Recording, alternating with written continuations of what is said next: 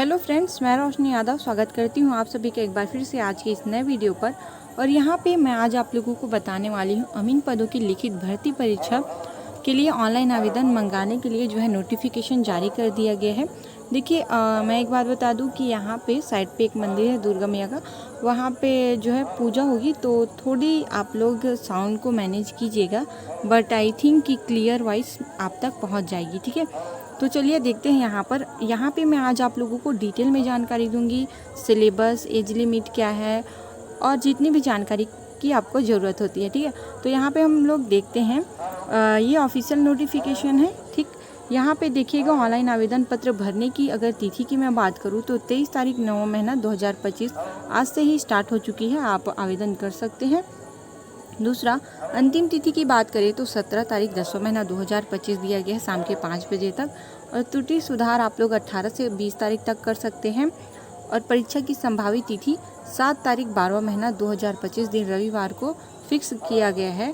परीक्षा का समय है आप लोगों का 11 बजे से लेकर 1:15 तक। और सीजी व्यापम पर प्रवेश पत्र जारी करने की तिथि जो होगी वो 1 तारीख 12वां महीना 2025 सोमवार को आपको प्रवेश पत्र मिल जाएगा।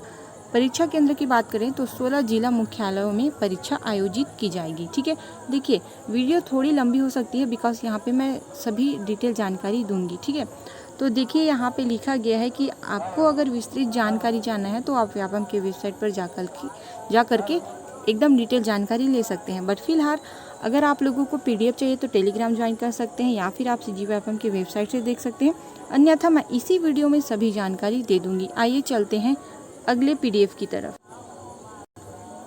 तो देखिएगा यहाँ पे कुल पदों की संख्या की बात करूँ तो 50 पदों पर भर्ती आई हुई है ना। और हम लोग यहाँ पे देखते हैं तृतीय श्रेणी की जो है तकनीकी कार्यपालिका अमीन पटवारी की ये वैकेंसी है।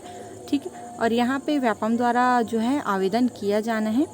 रिक्त पदों की विवरण के बारे में बात कर लेते हैं। तो यहाँ पे आप देख सकते हैं क्रमांक दिया गया, पद का नाम है, रिक्त पद की संख्या है और बाकी चीज़ें मैं अभी बताने वाली हूँ। चलिए देखते हैं।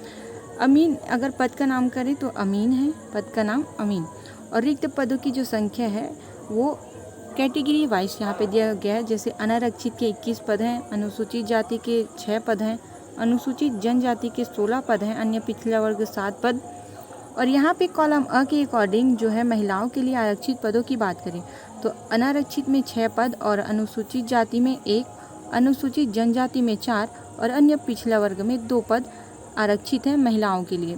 साथ ही साथ सैनिक हैं कोई या फिर भूतपूर्व सैनिक या फिर आरक्षक पदों के लिए संख्या के बारे में यहाँ पे बात करते हैं। तो अनारक्षित के 2 पद इन लोगों के लिए होगा, भूतपूर्व सैनिक के लिए। अनुसूचित जाति का 1 भी पद नहीं और अनुसूचित जनजाति का 1 पद, अन्य पिछड़ा वर्ग का 1 पद भी अनारक्षित नहीं है भूतपूर्व सैनिक के लिए। अगर बात करें दिव्यांग के तो दिव्यांगता जो है ना, उन लोगों के लिए यहाँ पे 1 भी पद नहीं है, दिव्यांगता एक्चुअली अमान्य है। और टोटल पदों की बात करें तो 50 पद यहाँ पे आप लोगों को दिखने को मिल जाएगा। ठीक है, संभावित परीक्षा तिथि भी यहाँ पे आप लोगों को दे दिया गया है। देखिएगा यहाँ पे संभावित परीक्षा तिथि 7 तारीख 12वां महीना 2025 है। ठीक है, चलते हैं नियम एवं शर्तों भी। तो देखिए अमीन, तो पद का नाम जो है अमीन यहाँ पे दिया गया है। वेतनमान की बात करते हैं तो ये जो है लेवल 5 की जॉब है।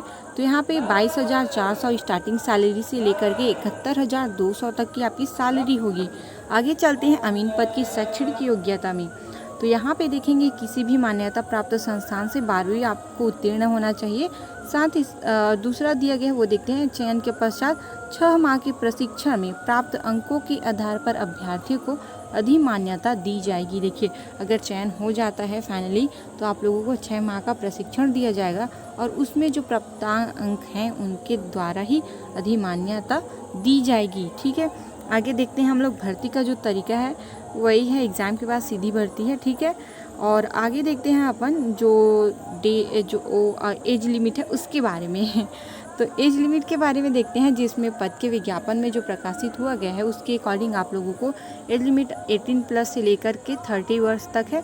30 वर्ष पूरी ना की हो उनका जो है। अब बात करेंगे जैसे कि जितने हमारे वर्गवार हैं, कैटेगरी हैं, और उसमें जैसे कि तलाकशुदा हैं और जो सैनिक हैं, ये सारे लोगों को जो भी आयु में छूट मिलती है ना, उसमें आप लोगों को पूरी छूट मिलेगी। ठीक है, तो अधिकतम ना 45 वर्ष तक जा सकता है छूट के अकॉर्डिंग, अन्यथा यहाँ पे आप देख सकते हैं 30 से अगर ज़्यादा एज है तो नहीं मिलेगी। महिलाओं के लिए 10 वर्ष तक छूट रहता है ना, वो सभी चीज़ें यहाँ पे रूल्स लागू होंगी। ठीक है, आगे चलिए चलते हैं और देखते हैं इम्पॉर्टेंट जानकारी भी यहाँ पर। तो इतनी ही जानकारी इम्पॉर्टेंट थी। अब मैं आप लोगों को सिलेबस बताने वाली हूँ एकदम डिटेल में, आप घबराइए नहीं।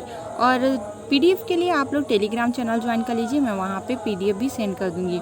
अब हम लोग देखते हैं, एक नोट दिया गया है, उसको परीक्षा संचालन संबंधी व्यापम नियम तथा परीक्षा पाठ्यक्रम व्यापम की वेबसाइट पर दिया गया है। अच्छा भाई, ये आइए देख लेते हैं। फिर ये रहा आप लोगों का सिलेबस। यहाँ पे अगर एग्ज़ाम की बात करें तो टोटल 100 मार्क्स पे एग्ज़ाम होगा, 2 घंटा आपको समय दिया जाएगा। ठीक है, यहाँ पे देखते हैं खंड अ और खंड ब के अकॉर्डिंग यहाँ पे सिलेबस डिवीज़न हुए हैं। कंप्यूटर का सामान्य ज्ञान 10 अंक का आएगा और हिंदी व्याकरण 10 अंक, सामान्य अंग्रेजी ग्रामर 10 अंक। टोटल खंड ए में आप लोगों को 30 प्रश्न पूछे जाएंगे, प्रत्येक प्रश्न 1 मार्क्स के रहेंगे। ठीक है, और आगे देखते हैं खंड ब। यहाँ पे दिया गया है पाठ्यक्रम गणित 20 अंक, सामान्य मानसिक योग्यता जो है आप लोगों का रीजनिंग में आता है 20 मार्क्स का ये पूछेगा। और सामान्य ज्ञान की बात करें तो 30 मार्क्स का सामान्य ज्ञान पूछा जाएगा। ठीक, अभी हम लोग टोटल यहाँ पे 70 मार्क्स हुए और ऊपर खंड अ में 30 मार्क्स, टोटल यहाँ पे 100 मार्क्स हो गए हैं।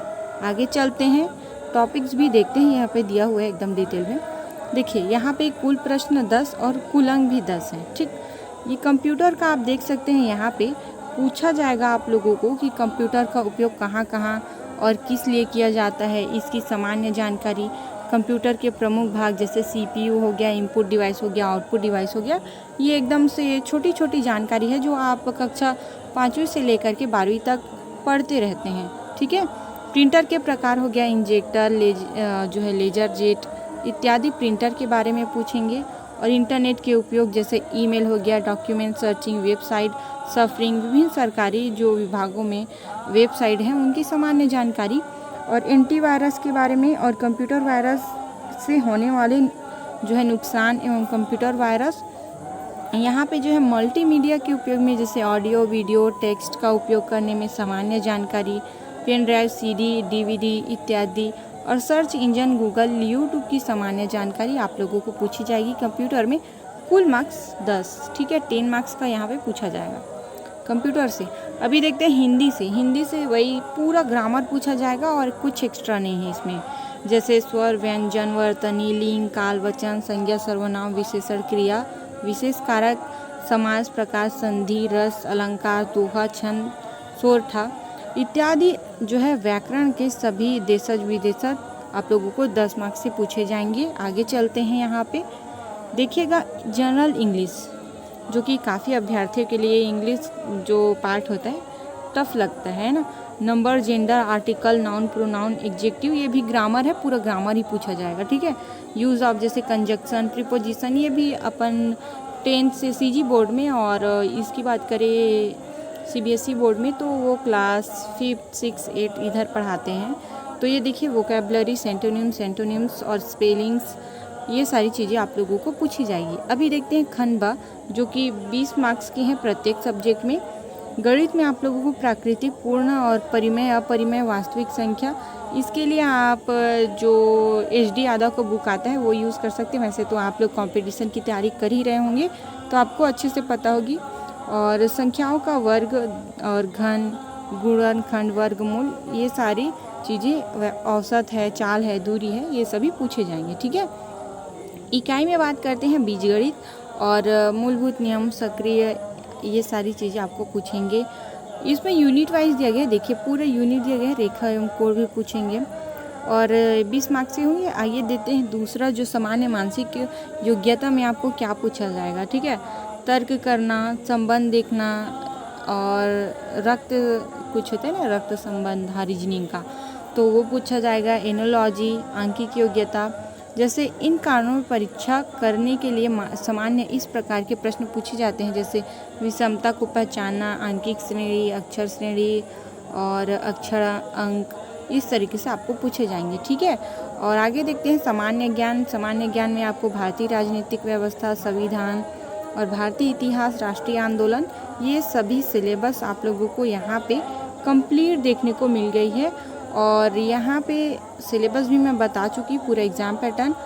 अब हम लोग मिलेंगे नेक्स्ट वीडियो पर। और यहाँ पे अगर आप चैनल पे पहली बार विजिट कर रहे हैं तो लाइक शेयर सब्सक्राइब जरूर कीजिएगा, वीडियो को शेयर भी कीजिएगा। और मिलते हैं फ्रेंड्स नेक्स्ट वीडियो में, बने रहिए हमारे चैनल पर। बहुत बहुत धन्यवाद।